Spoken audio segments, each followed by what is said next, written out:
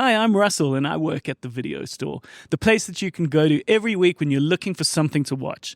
Behind the counter, with my friends, I get to talk about the films and the series that we're loving. All right, let's do it. Let's open up the shop. Did you see that thing yesterday on the TV? It was ready, interesting!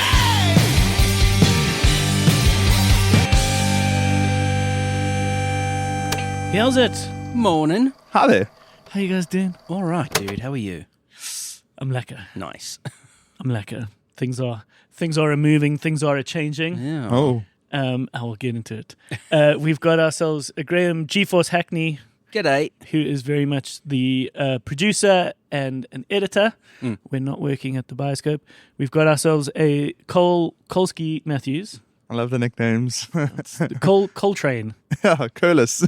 Colas McCoy. Coley. Colas McCoy. Who is a creative? What do we call ourselves these days? It's my worst thing that I'm my noun creative job title. It's a video copywriter. Video copywriter. He's arty. Yeah, I'm artsy. I'm creative. He's like a creative. Thanks. Don't know what that means. It's just anyone who is involved in the arts, in the economy of the arts, gets told by their whole family, he's a creative. Yes. Oh, no, it's advertising. That's all it is. People don't say that. Advertisers Oh, say it. no, I've gotten that my whole Really? life. I've gotten that my whole life. Yeah, he's like creative. Man, I hate it so much.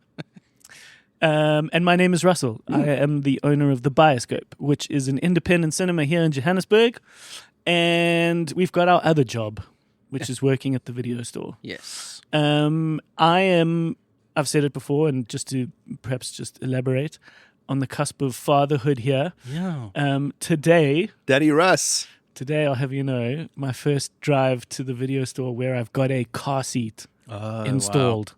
Seriously. And man. that was done for a few reasons. One, to learn the mechanics of a car seat, Yes. which is vaguely intuitive and vaguely not. Right. Where it's like, it all kind of makes sense in the end, but like two grown humans struggled for a while to figure it out. But then it makes sense.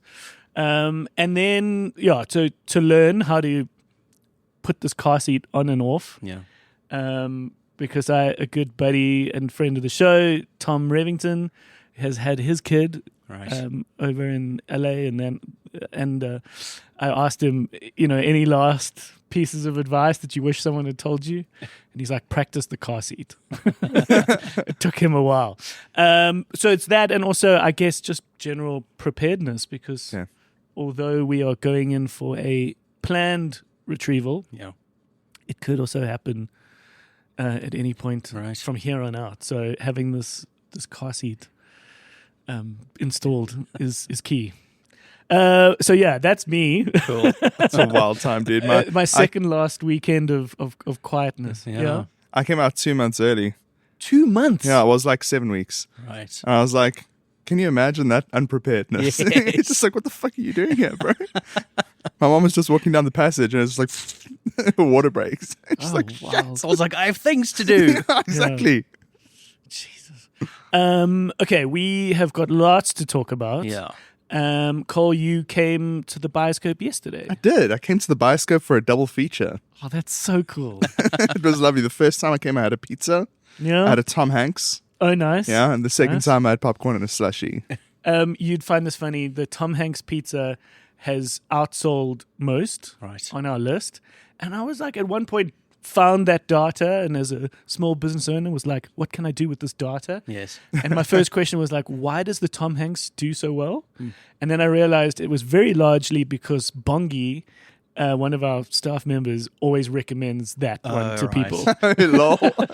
But it's called the Tom Hanks because it is a selection of toppings that everybody loves, which is like a chicken pepperdew avo. Absolute. And we have tried our best to match the personality of its naming character with the personality of that pizza. So Yes. like the one that everybody loves is Tom Hanks. Okay. The classy broad, which is the pear gorgonzola prosciutto pizza, is Meryl Streep because she's a classy broad. Yeah. Um, I think you need to rename one of your pizzas. tell me, The James Franco. yeah, because he's kind of a bit Nobody of a- wants to think about James Franco. maybe maybe it should be the Seth Rogen. I've thought about Or the this. Dave Franco. No, the point is Pineapple Express. Oh, So it's got to, or the Danny McBride. It's got to be Yes. someone that was From- in the movie yes, okay, cool. Pineapple Express. All That was right. the point. Was like stoner slash. But yeah, I think we've perhaps moved past yes. James Franco. Yeah. Good point. Well taken. We could talk about Marty Supreme Yeah. a little bit more. We spoke a little bit about it last week with Yeah. Perrin. But Cole, you've seen it now. I want to talk about Rental Family, Cool. which I had the chance to watch. I've seen some cool stuff on Netflix Nice. this past weekend. In my second last weekend of chilling. Yeah. One thing to just quickly touch on is obviously I'm going to take a little break. Yes. I'm going to leave the shop with you guys. Yeah. Oh, Is that all right? Yeah. For 2 weeks? We can handle it. I'm sure yeah. we're good. So I think I've got one more in me. Cool. I think we got to figure the timing. Yeah, I've got one more episode. Okay. And then I'll disappear for 2 weeks as I hunker down in my paternity leave. Just promise me one thing. Yeah. That you guys won't just talk about Star Wars. Don't worry, we've got that out of our systems. Okay? Oh, talk- that's right. Yeah, You've we'll been- talk more about that later Yeah. in the year. Yeah, no, there is a special Star Wars thing on its way. Yeah. But yeah, I'll leave it to you guys to handle. It'll be great. Cool. So yeah, that's just something worth mentioning at this point. All right.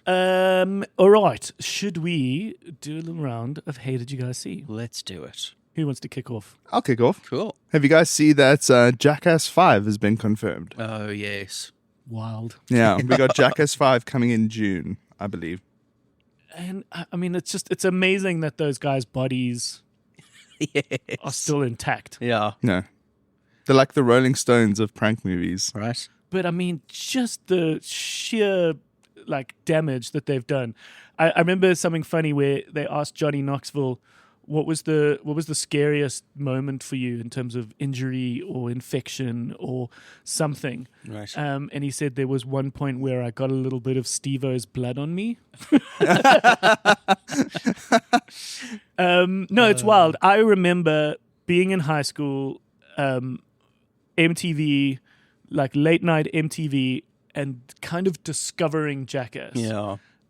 Before, I mean, I'm sounding like such a hipster, but it was before it became the huge show that it was, and Yes. and just going like, fuck, this is dangerous, this is weird, this is cool. And then of course it just became such a juggernaut. Yeah. I'll also never forget watching the Jackass movie at Monte Cassino in high school, No. and having a family sit down behind us, and I was so tempted to go, I'm sorry guys, but I don't know whether you know what you're in for here, like, but I was like, you know what, I'm just going to mind my own business. Yes. And then I gave them 10 minutes, and then they just got up because like they did not pay attention to what they were Yeah. coming for. Lesson learned for them, hey? Right. But we don't know anything about it, just that it's on its No, way. it's just been announced. Okay. Cool. Speaking of announcements, hey, did you guys see we are going to get a Godzilla -0? Yeah. Yes. And it's apparently coming in November. Mm-hmm. Interesting naming, Yes. but this is like a new... Okay, so just for those who don't know, this is like a new sort of series of Godzilla films, Yeah. which are, correct me if I'm wrong, but a sort of Asian-made again. Yeah.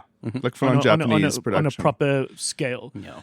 It is one of the biggest film franchises in history, having yeah. made far more than you could even comprehend. We, as the Western world, got our big ones in the 90s, and then there was a like better rego. Yeah. But now we've like returned back to a more Asian-made series, where Godzilla -1 happened, which was amazing. Yeah. There's a version of that which I wish we could have screened at the Bioscope, called Godzilla -1 color. Yeah, it's the black and white version. Fuck, that would have been rad. Yes. That would have been really cool. And all of that came out before we got our upgrade in DCP, so I never had the chance. But I would have 100% screened Godzilla -1 in the bioscope. Yes. That is perfect. It was Yeah. perfect. So, and then Graham, you explained the naming, which was that it was all about the sort of the society, and if you're -1, Yes. Because it's post-war Japan. exactly, And the idea is they were at 0 after the war. yeah, And then Godzilla comes along and makes things even worse. yeah. So it's like So it's taking like- them to Yes. -1. Yeah. But now the maths doesn't really add up. No. Because if you -0, Yeah. you kind of end up exactly where No, because you then were. they've plussed one. Yes. They've plussed one to get to 0. Well, if the naming convention continues, I guess the next one will be called Godzilla +1. Yeah, exactly. That's the name. Surely it must go -2, -3, because then you still got the sequel thing going. But do you understand? If you -0, Yes. it makes no difference. Exactly. So that's strange. Yeah. Then maybe we're still at -1 and they've -0. So they're still fucking at -1. They haven't gone up or down. That's the idea. They thought they were at 0 now at the end of Godzilla -1. Who knows? I guess we'll wait and find out in Yeah. November. Yes. But I'm excited. Hey, did you guys see... Hey, may as well do this one. Did you guys see the trailer for the next A24 movie, or A24 movie, The Death of Robin Hood? Mm-hmm. You mentioned this. With This is- Hubert Jackman. Oh, yes, I was about to say. Is his name old really ma- Hubert? No. Jeez. Well, I don't know, maybe. But it's old man Hugh Jackman, and he's like, hey, did you know that Robin Hood was actually a cuck bloke? And I know, because I'm Robin Hood, and I'm a cuck bloke. Nice. And I it feel seems like I've just rewatched it. Yeah, there you go. That feels like the premise. I don't know about this one.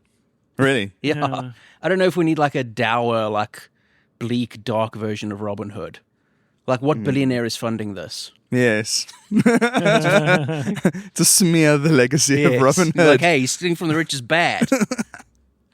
That's interesting, Yeah. hey? Because A24 is owned by the son of one of the wealthiest people in the world. Oh, Or the- okay. Oh, I thought that was the joke you were making. No, I didn't know that. Oh, no. A24 is owned by a family member Okay. linked to... someone's going to be shouting in their car at me about this. The second wealthiest dude in the world. Oh, okay. The guy that's like, people don't really know too much about. Right. But he's definitely top 5. He's Oracle. Cole, are you busy Googling this? I am. Okay. You're talking about Josh Kushner. Yeah. And he's the son of famous billionaire real estate developer Charles Kushner. Oh, no, then I got my billionaires mixed up. Right. Okay, is that the guy who owns A24? Yeah. Okay. Well, at least I think they may have invested in A24. I don't know if they own it. Yes. Right. I But think they invested a few billion in it. the guy who you're talking about who started it, his net worth is now 5.2 billion. Damn. So The guy who started... Josh Kushner, yeah. Yeah.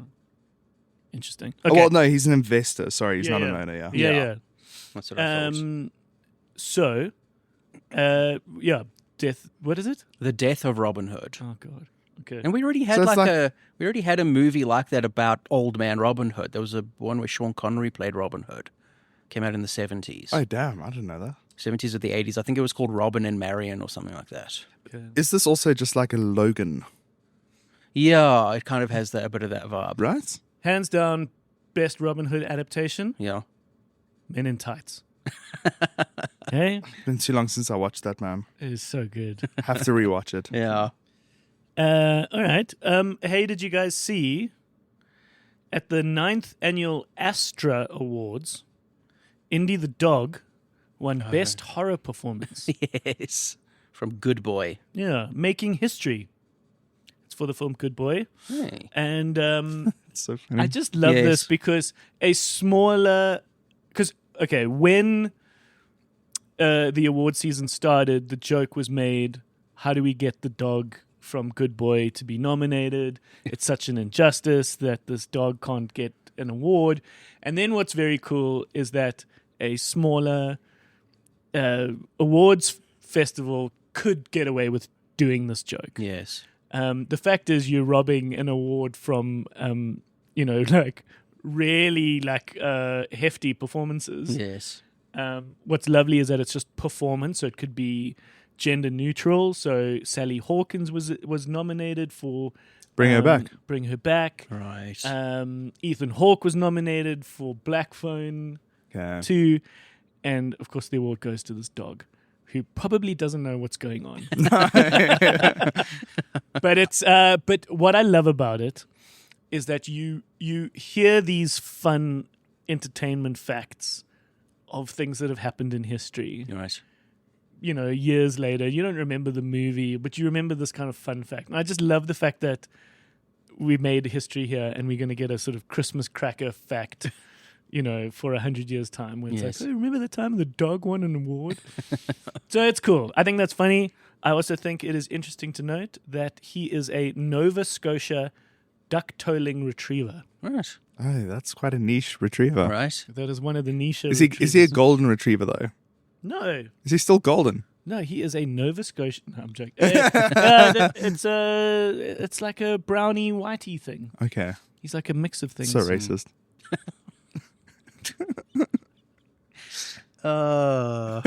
Next, Okay, how did you guys see that Sebastian Stan is rumored to have been cast in the Batman 2? Yes. I just wanted to swing this past Graham to see what his theory is around who the villain might be. I know a lot of people are talking about Hush. A lot of people are saying it's Harvey Dent. Mm, That's like the main rumor. yeah. I've been thinking the second one is going to be about Hush for all. There's like stuff that they Who's hinted in Hush? the first one. It's a Batman villain. who is he? What does he do? He's a childhood friend of Bruce Wayne's. Who the story is, Bruce Wayne's father was a surgeon. What's his name? Elliot something. Thomas Elliot. Thomas Elliot. Thomas Elliot is a bit of a psycho, but we didn't know that as when he was a kid. They were in a car accident. His father died. Talking about the Elliots. Yes. Bruce Wayne's father managed to save his mother, Okay, but Thomas Elliot is the one who caused the car crash, trying to kill his parents. hectic. Yes, when he was a child. But so then he's always blamed the Waynes for saving his mother when he intended her to die, and then he had to like look after her for That the is rest very of her dark life. and nuanced. Yeah, Which it's is interesting. Batman. Which is very Batman. His- His villain looks really cool. He's basically wrapped in gauze. And he's wearing a trench coat, but his face is all wrapped in gauze. And then he, at least in the Hush comic, he becomes more of a evil mastermind villain that's coordinating the smaller villains, Yeah. right?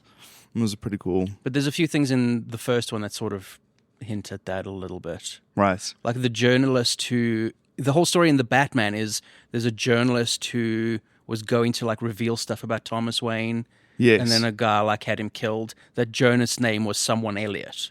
Oh. Thomas Elliot is Hush. Okay. So I'm like, oh, they're just changing the story a bit. And But in Batman, if his dad was a surgeon, how did he get all the money? Did he make the money himself as Bruce Wayne? no, his family have been wealthy like forever. Oh, it's Generational. generational Yeah. past his parents. Yeah. And then in this announcement, so this is the continuation of the Robert Pattinson Batman, Yeah. which we got like 2 years ago, 3 years ago. 2023, I think. Wild. Yeah. Which we all loved. And we admired it for being nice and dark and more of a traditional Batman, and the fact that he like actually solves crimes and doesn't just do stunts, and is not this kind of campy far cry from the other Batman movies we've seen. Yeah. But there also is like Barry Keoghan's going to be the Joker. Yeah. You've still got Colin Farrell returning as the Penguin. So there are lots of villains already involved. Yeah. So it'll be interesting to see what happens. Yes. Do we know when that's coming out? 2027, I think. Oh, Lord. So next year. Okay. That's already next year. That's terrifying. Do we have any others? I don't Let's talk think about the so. big one. Yeah. Hey, did you guys see? I didn't. Yeah. I just woke up to it that the Golden Globes happened last night. Same as Wild. Okay, so across today, I'm sure it'll be big news. What happened? What happened? Can we go Firstly, through- who hosted? I Actually, have no I have idea. no idea. Because the Ricky Gervais era will certainly go down as like the best hosting of the Golden Globes. I mean, it's Is sort he- of tainted by being Ricky Gervais. You don't dig him, I eh? hate that guy. I just love how it just took all the pomp out of the room. A little 'Cause he's bit. like, get up here, say a little speech, Yes. get on with it. Like, don't thank your God or whatever. Right. Just thank your people. Don't make it a platform for fucking saving the world. And get on with it. Okay, but we'll find out who hosted it in a bit. Yeah.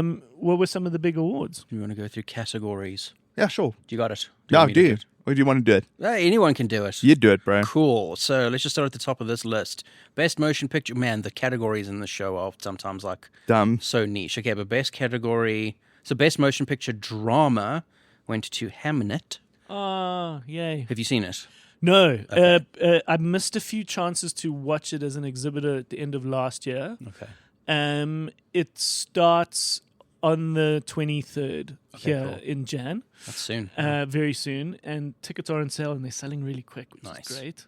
Cool. It's definitely one of the Oscar hopefuls, but I think it's worth mentioning, and you touched on it now, that the categories are funny. Yeah. But the Golden Globes are famous for dividing a film or dividing the films between drama Yeah. or musical comedy, Yes. which I think it makes them unique. It makes the Golden Globes Yeah. different. And so something like Sinners, which is a good example, had to choose. When you're kind of both, it's a bit interesting or funny to know which way to compete. Yeah. Yes. It's a little bit like the music world where you're like, am I more rock or am I more alternative? Or Yeah. is this more country or is this pop? Which is funny, but in a way it kind of helps. Yes. So it was up against Sinners in drama, right? Yeah. Okay, so Hamnet beat out Sinners. Yes. And it beat out, One Battle didn't put itself in this category. Yeah. Hey. This is why it's so weird.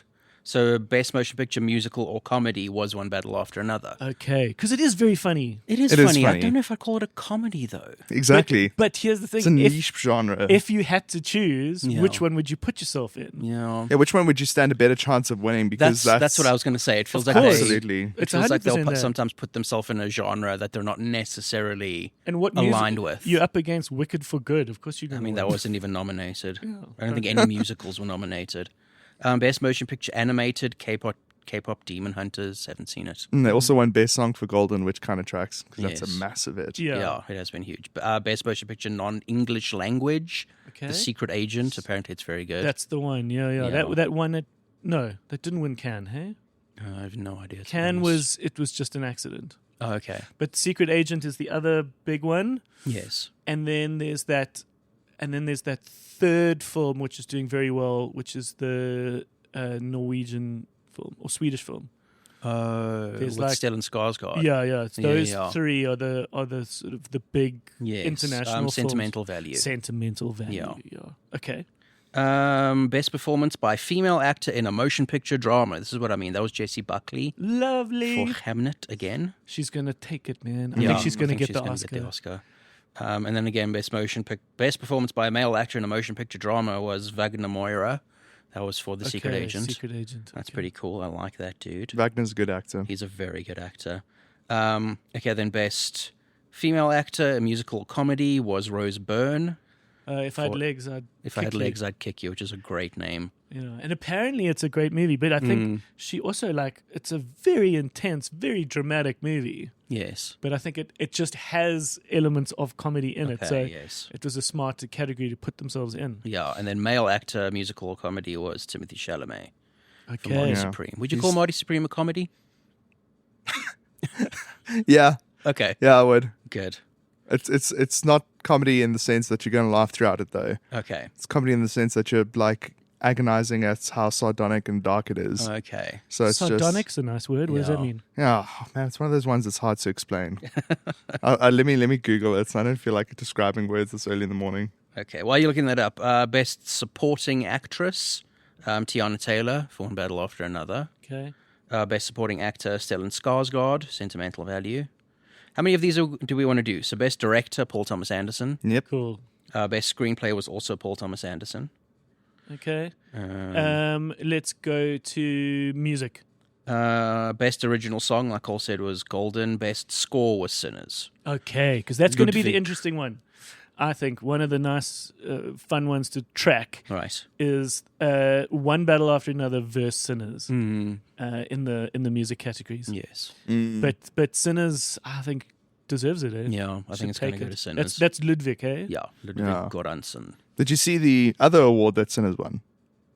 Are What you was talking that about called? cinematic and box office achievement? Yeah.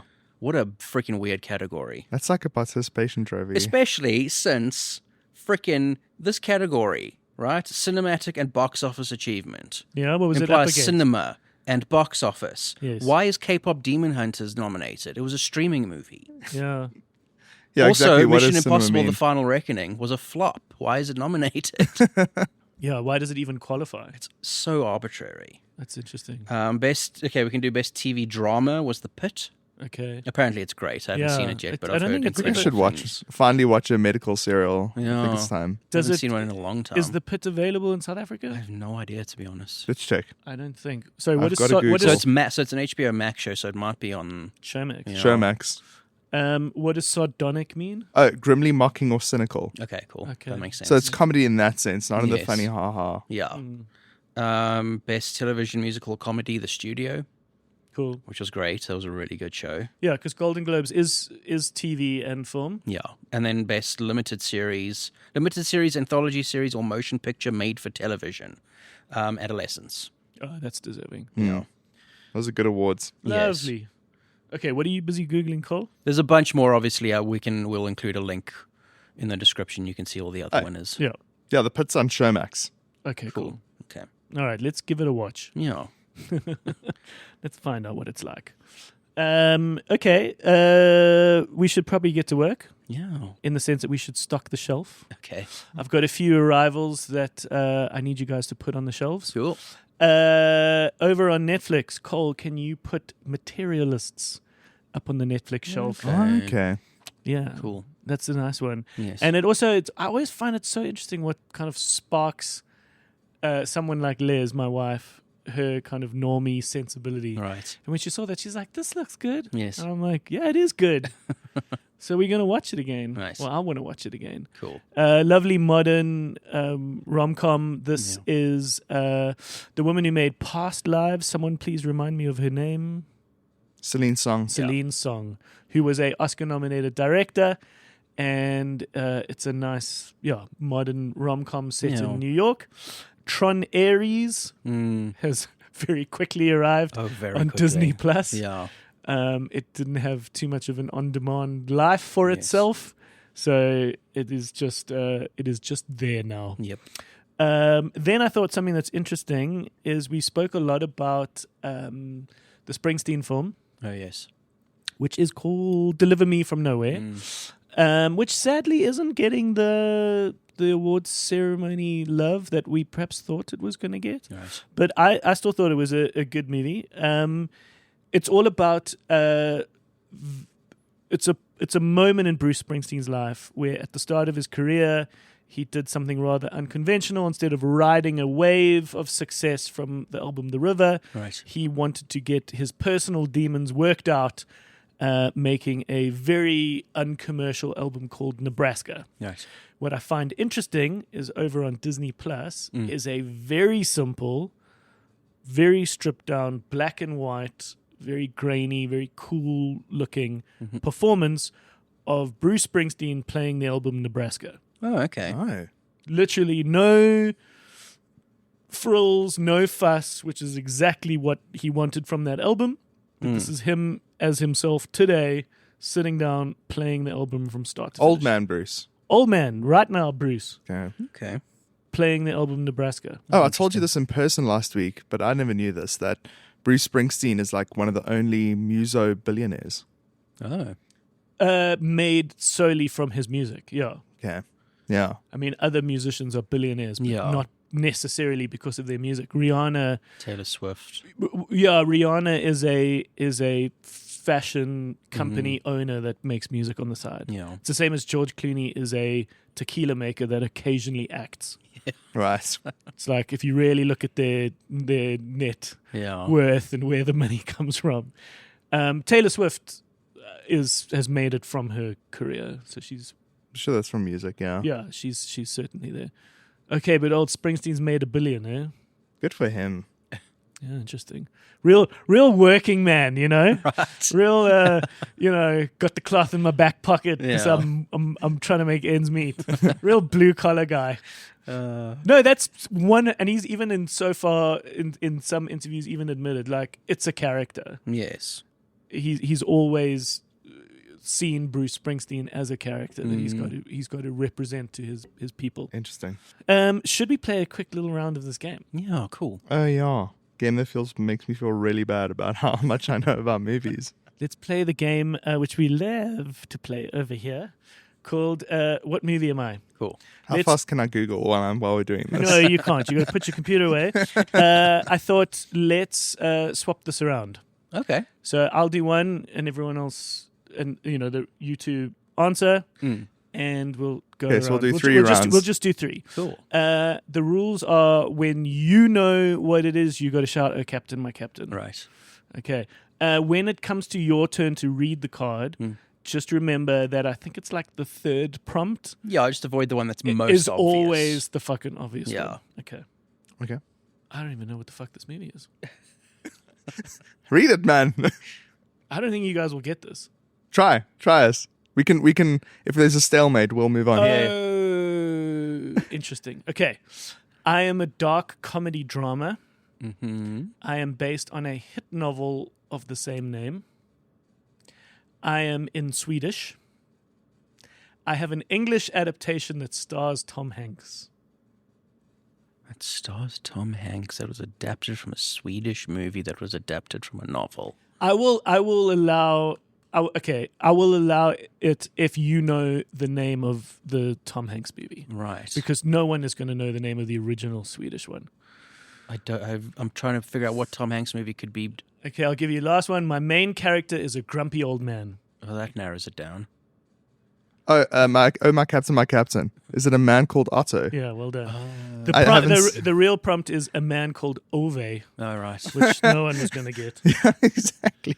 Which was So much harder which was to a 2015 film. Yeah. I still haven't seen that. I just No, know the neither have poster. I. Yeah. It's a cute film. It's a cute film. It's got a little bit of goo in it. That poster was exactly like About Schmidt with Jack Nicholson. It's like this grizzly old man just looking into the lens. Okay. Yeah. You guys are definitely going to get this one. Okay. I hope. It's about who gets it first. Yes. Okay. I am a thriller and a dark comedy. Okay. I explore inequalities between social classes. I feel like any of the next ones are going to give it away. Oh, Captain, my Captain. Yes. Parasite. Yes. Hey. Oh, damn it.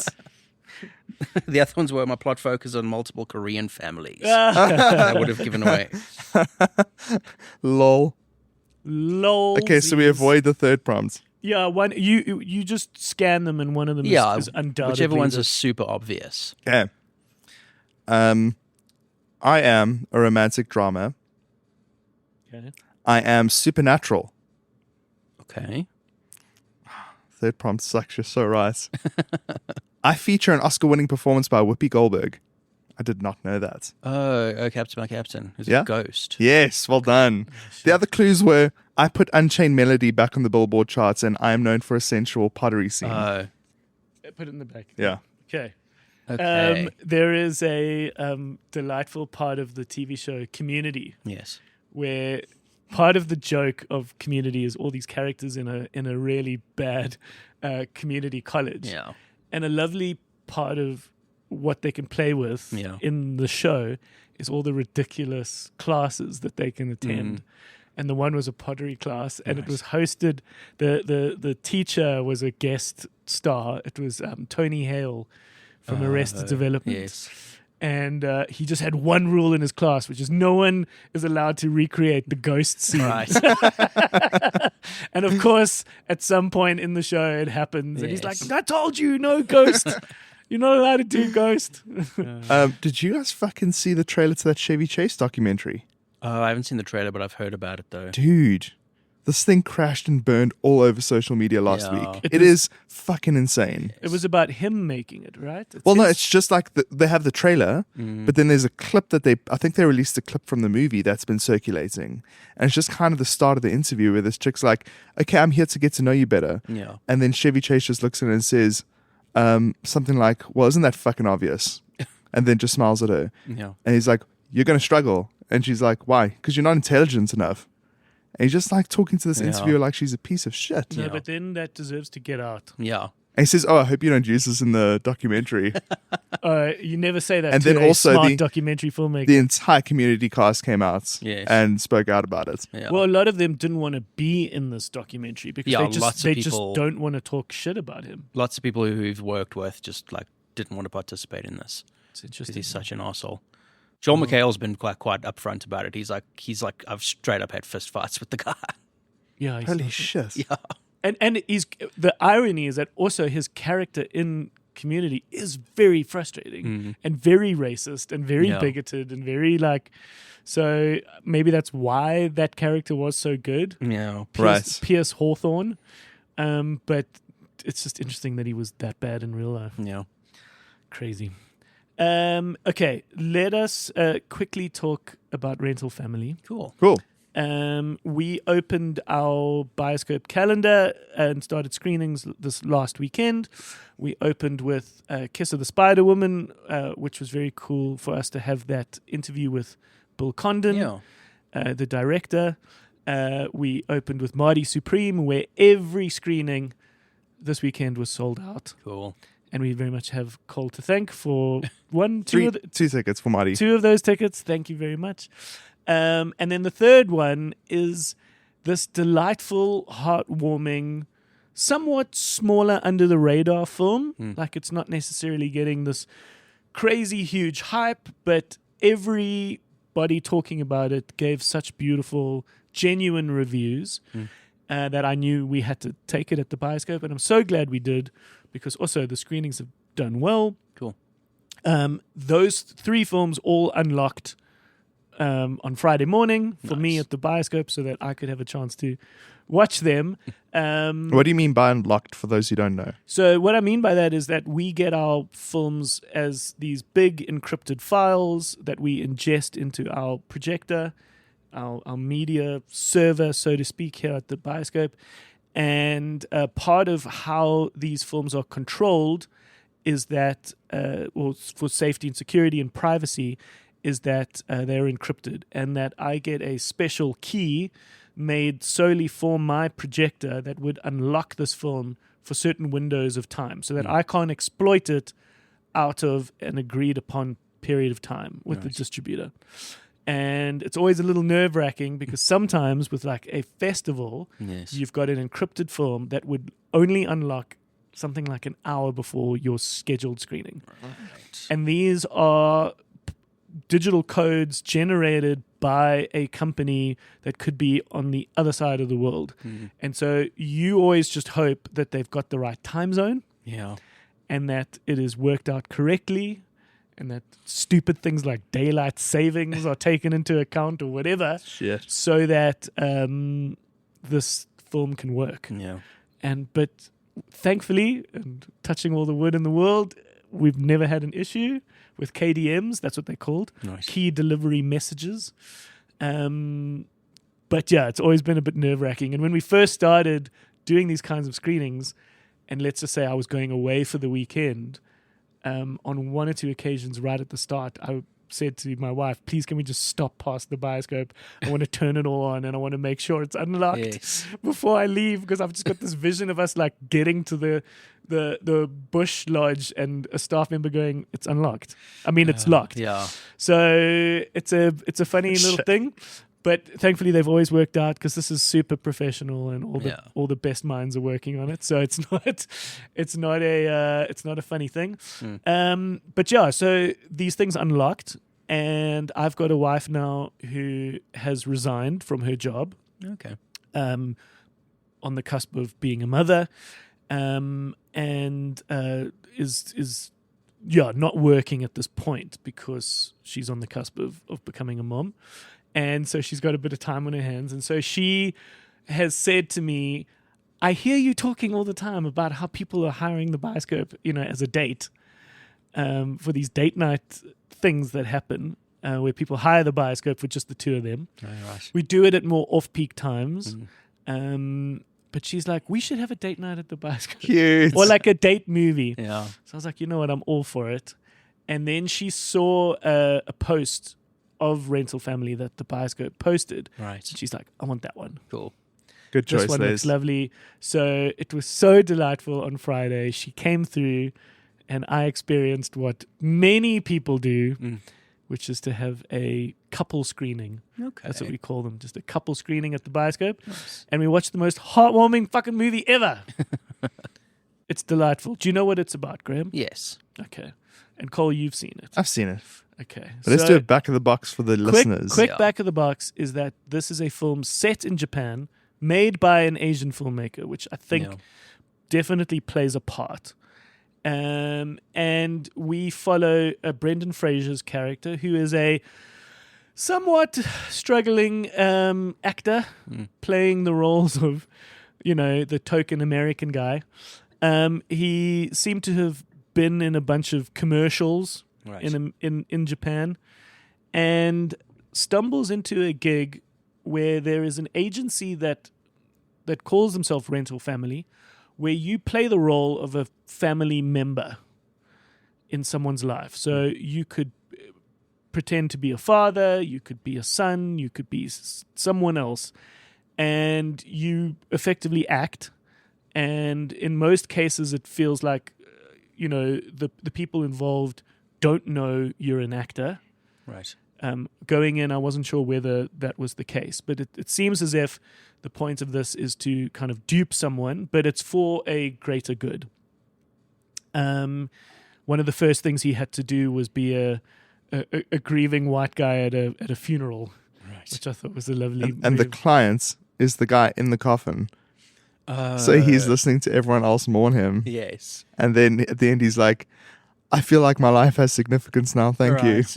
Yeah, then without giving much away, one of his next jobs is to be the Western husband to an Asian woman who wants to leave. Right. So she has to fool her parents. So he has to lie. Okay. And so what happens is he obviously gets involved in the lives of these throughout the movie. There's like 2 or 3 plots happening. And it's just this beautiful, life-affirming movie where what it means to be someone important in someone's life, what it means to have connections, and what it means to be alive. And it's just why I said it's important that it's a Japanese. Well, I don't know whether she is Japanese. She's definitely Asian. The director. This is the same director who gave us the TV show Beef. Hikari. I love how it's just like the one name. Yeah. Oh, right. Or Adele. it might be Hikari. Hikari. Don't know if they're Japanese. It sounds like a Japanese name. Right. Is that all the traditions and what it means to be Japanese definitely felt like it was coming from the inside as opposed to being viewed from the outside, and to make those traditions or ideas seem more, I don't know, sensationalist or done up. Like it just feels like it's just in the fabric of the movie, but it still manages to explain a lot to you. Okay. And there's just lovely little moments. There's like one turn in particular, Cole, which I'm sure nobody saw coming. And when it happens, you're just like, fuck, that's smart. That's just so I know exactly good. what you're talking about. It's just so good, and it's not poked at you. It's just revealed, and you're like, fuck, that's good. Just beautiful scenes, and just Brendan Fraser is also just the perfect person at this time, where he's come back into mainstream movies. People say Hollywood, even though this movie is sort of feels very Japanese, but it is released on a sort of Hollywood level. He's just got the most expressionist face and eyes, and a tenderness to him, having come out of a film like The Whale, and having come through a certain level of trauma and humility in his life to enter into a role like this. Just done with so much grace. It's like it's just lovely. Cool. When there's something that happens around the wedding that we were talking about, where he's playing the husband, where they basically explain why she has to run away. It's not necessarily a reason you're asking yourself when they're like, why does she have to run away? Yes. It's just a situation you accept, but then on top of that, they add the reason why. And when it happens, you heard both Reinhardt and I go, Exactly, and I had the exact same moment. So this is quite early on. So it sets the pace, it sets the tone of the film, which is going to be this like gentle dose of goo, Right. where it's not like cry now, but this moment happens and you're like, oh God. And that to me, I always make a joke that the gooey, and that's been my sort of little thing here at the video store, is Russell always talking about the goo. I've always described it as a very quick, like almost like microwave in your stomach, where like it doesn't necessarily build up like a stove. All of a sudden it just turns on. Right. And at that point it was as if someone just pressed start on the microwave. And I was like, oh God, this movie's going to be gooey, but in a lovely way, not in a trauma, devastating way. It's like watching Hopecore videos on Instagram. All right. Is that a genre? Yeah. Hopecore. That's fully a thing. It's like when you're watching a vet come home and see their dog for the first time in 2 years. Right. Another lovely one is when, and I think some of these are even AI generated, which is sad, which is when everyone sits in a room out, like in a waiting room of a dog shelter. Right. Have you ever seen these? No. There's a whole wing of Instagram with people all sitting with their hands sort of on their lap, head down, in a waiting room of like a SPCA, Right. and they take a dog out, and the dog sort of walks around and sniffs and seems to sort of find one person, Right. and sort of attach themselves up and sort of put their paws up, and then these people cry because they're like, the dog chose me, and you're just like, oh my God, you're going to be so happy together.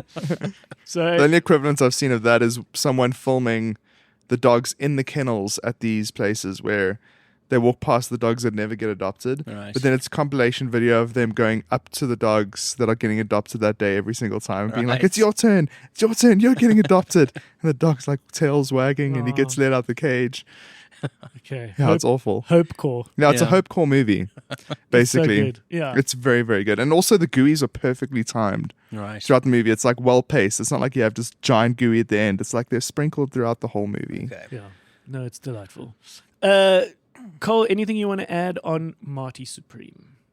Oh, I don't know. Well, I didn't listen to Parents' episode, sorry. No, it's not about that. It's just about what your voice to it. So I feel like if anyone watched Uncut Gems, did you guys watch that? I missed that. Yeah, so did Oh, I. guys. So like when I watched it, I was so grateful that I had a remote, Right. that I could pause the movie, because it's still the most anxiety inducing film I've ever seen in my life. Like Right. Yeah, better than people- any horror, better than any thriller. People talk about that. That's been its overriding thing, was that Uncut Gems has this tone. Yeah. It's not a tone that sounds appealing. It's not something I want to put myself through. Exactly. So it is not a film I've ever watched. Right. And I was thinking to myself when I watched that, I was like, how the fuck did you watch this in a cinema without the ability to pause it? Because then you just would have Right. been on this incessant 2.5 hour anxiety trip. Yeah. And that's what Marty Supreme was. Right. So this director very much enjoys that kind of experience of putting people in situations that are like insane situations that they've landed themselves up in. Right. And like there is a lot at stake. It's incredibly stressful, and this happens repeatedly. It's like a trend. But It's like pathological. Stress and anxiety feels like a tone in filmmaking that would be difficult to achieve. Yes. So to me, that means the writing is great. It means the editing is great. Obviously, the acting is good. But everything around that, like all craft seems to be working very well. Yes. If you are successfully able to make someone anxious. Yeah. Like that to me feels like quite a difficult thing to get I think across. So that immediately signals that it's a good film, which we obviously know it is, and it's done so well. It's already made its budget back in the box office, and it's only getting started. It's Yeah. going to win a whole bunch of awards. So Chalamet's now won twice. yeah, he's won Critics' Choice and He's won the Golden Critics' Globes. Choice and Yeah. Golden Globe. So he's on his way to potentially win the Oscar, Mm-hmm. which is exciting. Do you think he is? Absolutely. This is an I think Oscar-worthy performance. The reason why it's so good at making you feel anxious is because it's authentic, and I've been listening to a whole bunch of podcast interviews with Josh Safdie. Right. The cool one was with Ben Affleck at the Directors Guild of America interviewing him. And he talks about how, well, like 50-60% of the cast is not actors. They're non-actors. Okay. Yeah. It's like you have that guy from Shark Tank, Right. O'Leary. Okay, I don't know. Yeah, he's like Kevin O'Leary, I think his name is. Okay.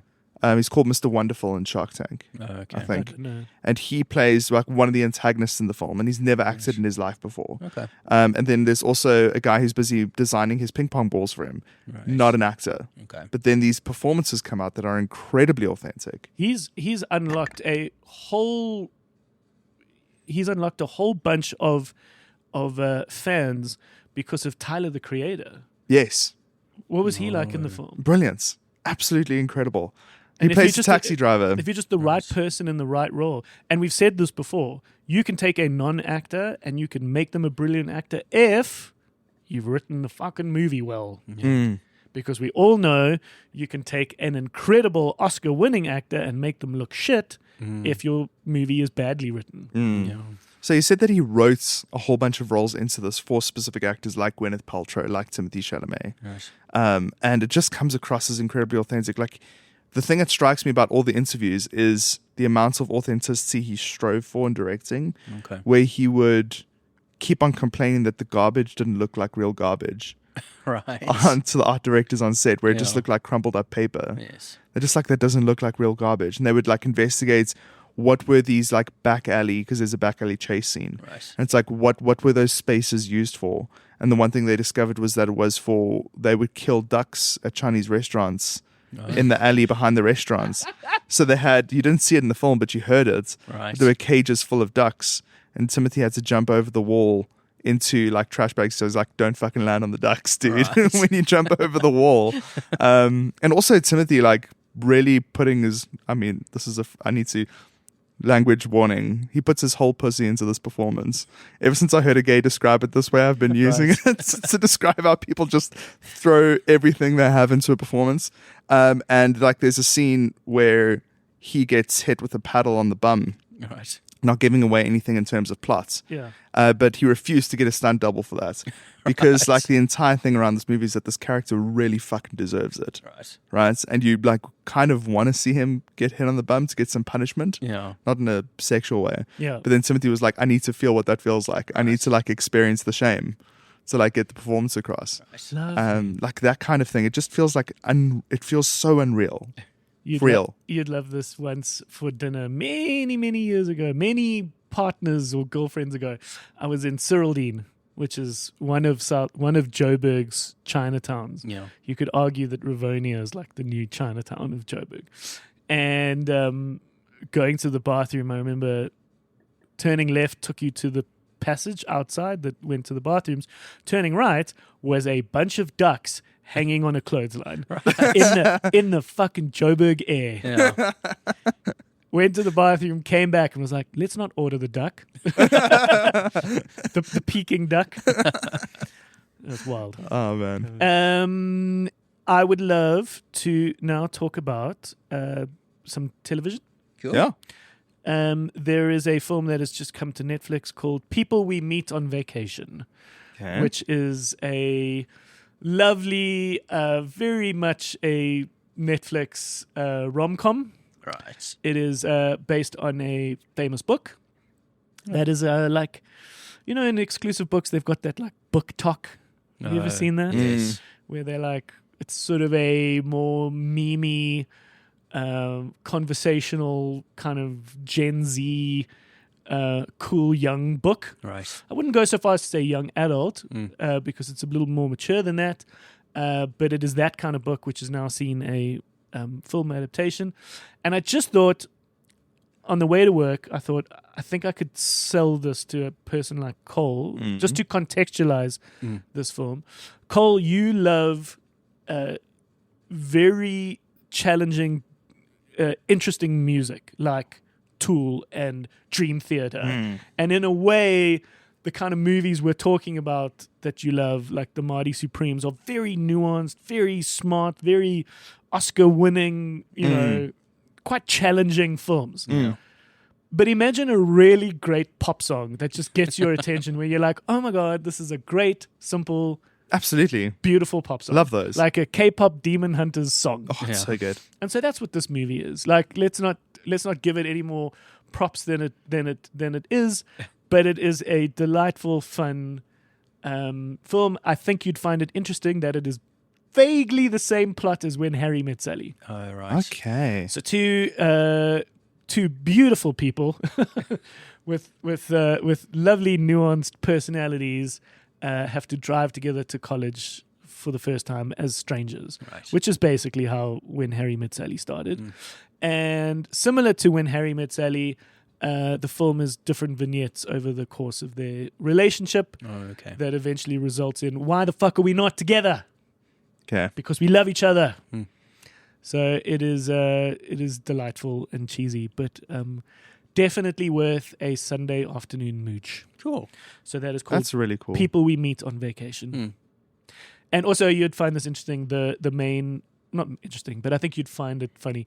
The main woman, she's one of those perfectly cast actresses that looks both 18 and sort of like an elegant 40 at the same time. Right. So it's like she's just going to have a career in Hate cinema. those people, man. And it's an Drop the interesting skin thing. routine, Elijah Wood. No, but it's an interesting thing to look at, and that's the subtlety of casting. Yeah. Is that she could totally play older if she needed to. Right. I also just find that funny. So you're talking about how at the end of this movie they say we fucking have to get together because we love each other. I don't know if you guys have seen, because of Rob Reiner's recent passing, there've been a whole bunch of interviews of him that have resurfaced. And he talks about how the original ending to When Harry Met Sally was that they were just going to stay friends. Yes. Yeah. But then he met his wife. Yeah. And then if you think about During the making of the movie. during the making of it, and then how that changes your worldview enough. Yes. Where you're just like, I don't believe in this anymore. I believe that you can't find love. Yeah. It's like really beautiful, like Right. little It is story. lovely. Yeah. No, it is lovely. We're honoring Rob Reiner. This Sunday we are doing a screening of Stand By Me, Oh, cool. Brilliant. which is a lovely film. It was chosen as our classic movie Sundays for this month because both of Rob Reiner, but also it is such a Stranger Things inspiring movie. Bunch of kids in their bicycles on the train tracks going on an adventure that involves something dark. It's like this is 100% where Stranger Things came from. Yeah. It came from movies like Stand By Me, Firestarter, E.T., all of that shit. And so, yeah, we're excited to screen that. Cool. Another thing I thought was cool was Kumail Nanjiani's special. Oh, cool. Right. It's interesting for a few reasons. One of the main ones being he tells you in the special straight up, he's like, I used to do stand-up comedy. Like, that's where I cut my teeth. Yeah. Then I did all the TV shows and the movies. But, like, I want you to know I'm a comic. Right. Which I think is an interesting thing. And then a lovely thing that came up when I was hearing him talk about the special, which is called Night Thoughts, and it's on Disney, is him going like, we got to acknowledge things that I'm like a different person. Right. Very famously, Nanjiani is the person who was not overweight, but he was like a doughy, nerdy Pakistani boy who kind of played like doughy-bodied Pakistani nerdy characters. Yeah. And then he beefed up for Eternals and has stayed healthy and strong and like handsome. So he's like, I have to acknowledge that change. Yes. I have to acknowledge the fact that I'm a different person. Right. I can't just do the old stand-up. This is the new stand-up. And I find that interesting. So it's good in that sense. Nice. So something I thought would be nice Yo. is to do a very quick rundown of the most exciting films coming up. Because I think at the start of the year especially, and then when I was looking at this list, I realized we actually cannot do the whole year because it's going to take too much. But just immediately in the next quarter, yes, these are the most exciting films, I think, okay, cool, coming up. Okay, so we've got Dead Man's Wire on the 23rd of Jan. That actually looks pretty good. This is the new Gus Van Sant. Yeah. Which is I going love to be Gus Van interesting. Sant. Yeah, the fact that he's returning. We've got Hamnet, which we spoke about, which is coming on the 30th of Jan. Sorry, I think I said another date earlier. Cool. But this is at the end of the month, on the Nice. 30th of Jan. We start Feb with Is This Thing On? Which is the Will Arnett and Laura Dern. Yeah, which just looks like a very smart, older, nuanced comedy drama Yeah. about a stand-up comedian, but he's going through a divorce. Yeah. So these are all the dates of when these films are coming to cinemas in South Africa. Cool. We've got Wuthering Heights coming on the 13th of Feb. Ooh, I want to read the book before that comes out. Yes, me too. Cool. Perfectly timed around Valentine's. This is Emerald Fennell's go at this classic book. Yeah. Emily Bronte, starring Margot Robbie, Yeah. Jacob Elordi. Looks steamy. Looks like it's going to have some noteworthy scenes. Yeah, director of Saltburn for those who Yeah. are interested. Yeah. And then we got Die My Love, 20th of Feb for South Africa. It's come out in other Okay. parts of the world already. This is Jennifer Lawrence. Yeah. This is Lynn Ramsey, Hmm. who's a credible filmmaker. It looks difficult, Yeah. but still worth your time. I'm excited for The Bride, which is coming on yes. the 6th of March. Mm. This is Maggie Gyllenhaal's film, which is about the Bride of Frankenstein in Yeah. a sort of 1950s, 60s Chicago. Should we do a screening of maybe a classic movie series? I don't know, of The Bride of Frankenstein before Yeah. that comes out. Totally. Like the old school one. Because Yeah. that's also rated one of the greatest movies ever made. Yeah. I've never Totally. seen it. I've never seen The Bride of Frankenstein. Christian Bale is the monster. Yeah. Oh, I love Christian, man. She's roped in a few other people as well, including her brother, Jake Gyllenhaal. Then there's something interesting. I see it's cropped up. On the 3rd of March, we're getting The Testament of Anne Lee, which Okay. is something, I think it is a musical, All right. and it has, what's her name now? Amanda Seyfried. Oh, okay. Oh. And she's being nominated for this role. Oh, okay. So, could be interesting. Yeah. On the 20th of March, Project Hail Mary. Oh, yeah. Which Cool. we're all very excited about. Yes. And I thought we'd end there because on the same date, it's at least penciled in the release calendar for South Africa, is the long-awaited, which we know nothing about, film by the creators of South Park with Kendrick Lamar, Okay. Wow, what? which Forgot about that. yeah, it still doesn't got a name. Yeah. It's a bit dodgy. I know with it's it been being- delayed a few times. It's so been it delayed might a few be- times. It still remains unnamed, so that's also not that good. Yeah. But maybe because it's South Park, there could be this quick turnaround. Yeah, maybe. Who knows? But at the end of March, we're getting this film with arguably the smartest, funniest comedy writers, along with the biggest name in music, No. Kendrick Lamar. And we know the plot. The plot is Kendrick Lamar's character works at a old museum or sort of site in America about slavery, and discovers that his girlfriend's parents used to own slaves, or owned his parents Right. as slaves or something. So it's got some like historical slave narrative, but through the lens of the South Park minds. Right. Who knows? Yeah. And maybe this is why it's problematically been delayed. Yes. All right, but yeah, I thought that would be a nice thing to chat about. Cool. All right, lekker guys. Nice. Sweet. I will see you soon. Yes. I got one more in me. Oh, yes. So yeah, I'll see you guys next week, and then you guys are taking the keys Yeah. and looking after the shop. Very nice. Lekker. Bye. Bye-bye. Bye.